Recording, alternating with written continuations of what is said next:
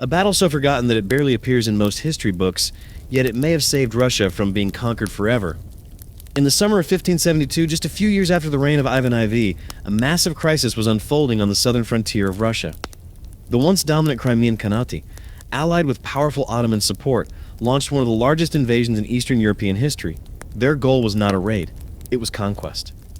At the center of this storm was a devastating force, the Crimean Turkish army led by Khan Devlet I Giray, backed by elite Ottoman cavalry and experienced battlefield commanders. Together they assembled an invasion force estimated to be over 80,000 to 120,000 soldiers.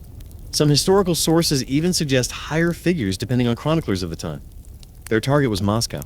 But standing in their path was a smaller, desperate, and exhausted Russian army under the command of Prince Mikhail Vorotinsky and the bold voivode Dmitry Kvorostinin. Their forces were significantly outnumbered, roughly 20,000 to 25,000 men. On paper, the outcome seemed inevitable. The confrontation would take place near the village of Melody, about 50 miles south of Moscow. The landscape was rolling, wooded terrain, far from ideal for a defensive stand against a massive cavalry-based army. But geography, desperation, and strategy would soon reshape the fate of a nation. To understand why this battle mattered so deeply, one must understand the context. Only a few years earlier, Russia had suffered devastating raids from Crimean forces that reached the very outskirts of Moscow. Entire regions were burned, thousands were taken into slavery, and fear spread across the Russian heartland. The Crimean Khanate, supported by the Ottoman Empire, believed Russia was weak, fractured, and ripe for domination. This invasion was designed to finish the job. As the Crimean army advanced northward, they moved with confidence. Their cavalry was fast, experienced, and brutal in open-field warfare. They expected little resistance. After all, they had outmaneuvered Russian forces many times before. But this time was different. Prince Vorotinsky understood something critical. Russia could not win a traditional open battle against such overwhelming numbers.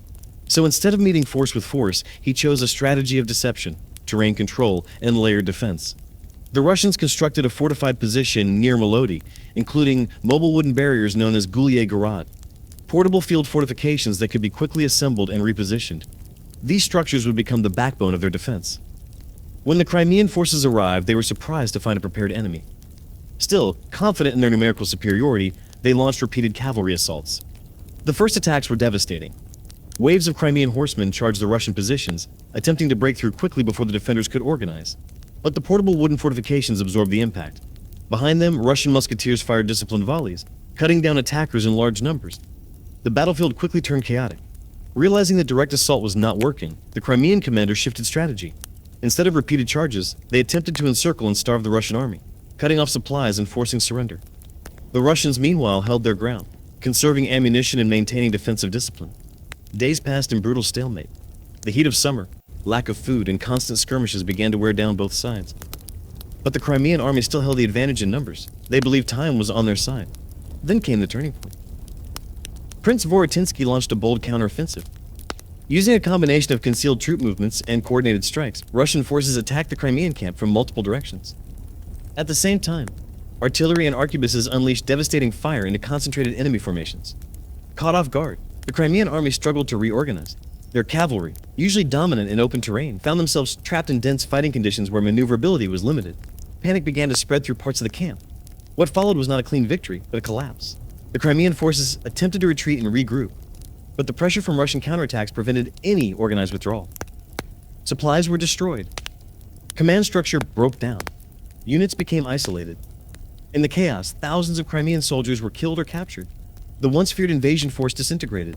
By the end of the battle, the Russian army, though heavily battered, had achieved something extraordinary. They had defeated a force that vastly outnumbered them and stopped a full-scale invasion of their capital. The Battle of Melody did not just protect Moscow. It shattered the myth of invincibility surrounding the Crimean-Turkish alliance. It marked the beginning of a slow but decisive shift in power on the southern frontier of Russia. For the Crimean Khanate, it was a rare and humbling defeat. For Russia, it was a moment of survival that allowed the state to continue its expansion in the centuries that followed. And yet, despite its significance, the Battle of Melody remains one of history's most overlooked turning points. Because sometimes, the battles that matter most are not the ones that conquer, or empires, but the ones that prevent them from falling.